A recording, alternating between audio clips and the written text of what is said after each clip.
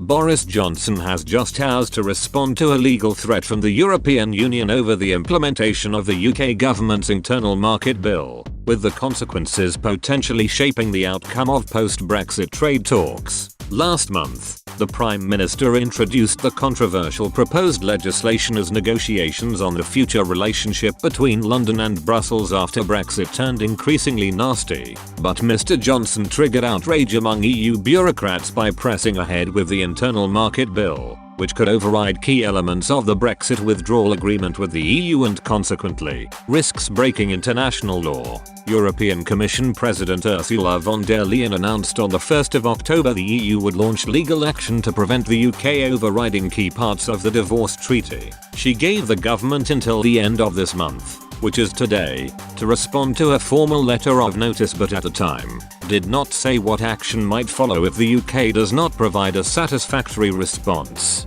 But under the terms of the withdrawal agreement signed last year, the EU could potentially take Britain to the European Court of Justice, blowing a huge hole in hopes of a post-Brexit trade deal between the two sides. In a press statement at the Commission headquarters in Brussels, Ms. von der Leyen said, "This draft bill is by its very nature a breach of the obligation of good faith laid down in the withdrawal agreement. The deadline lapsed yesterday. The problematic provisions have not been removed. Therefore, the Commission has decided this morning to send a letter of formal notice to the UK government. This is the first step in an infringement procedure. The letter invites the UK government to send its observations within a month." In response, Downing Street said the government would respond to the letter from the EU in due course. A spokesman said, "We have clearly set out our reasons for introducing the measures related to the Northern Ireland Protocol. We need to create a legal safety net to protect the integrity of the UK's internal market,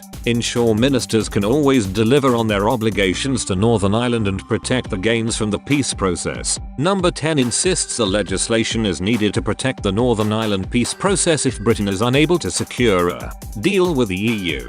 The government is proposing limited clarifications to the law to ensure ministers can preserve the gains of the Good Friday Agreement in the event of a no-deal outcome between the two sides. Last month, during an emergency meeting between the EU and UK, European Commission Vice President Maros Sefcovic told Cabinet Office Minister Mr. Gove the EU is rejecting the argument legislation is needed to protect the peace process in Northern Ireland. In a statement following the extraordinary meeting of the Joint Committee between the two sides, he warned Brussels is of the view that it does the opposite. Mr. Sefcovic said Britain had seriously damaged trust with the bill that deviates from the withdrawal agreement signed by the Prime Minister. He added in the statement in no uncertain terms that the timely and full implementation of the divorce deal is a legal obligation.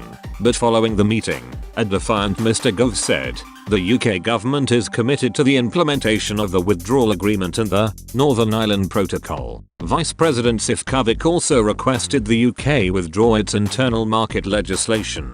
"I explained to him that we could not and would not do that, and instead I stressed the vital importance of reaching agreement through the Joint Committee on these vital questions." The internal market bill is currently being scrutinized in detail by the House of Lords after the proposed legislation passed through the House of Commons earlier this month. But several cross-party amendments have been tabled that could see powers enabling ministers to breach the withdrawal bill and break international law completely stripped out, which would likely lead to a number of defeats for the government. Mr. Johnson is now set for a furious showdown with the Lords on November 9, with peers planning to make the unusual move of voting on amendments to the bill during the committee stage. The votes were set to take place at the end of November, by which time the UK had hoped a trade deal with the EU would have been sealed, but bringing them forward piles even more pressure onto the Prime Minister, as crunch talks between the UK and the bloc remain ongoing.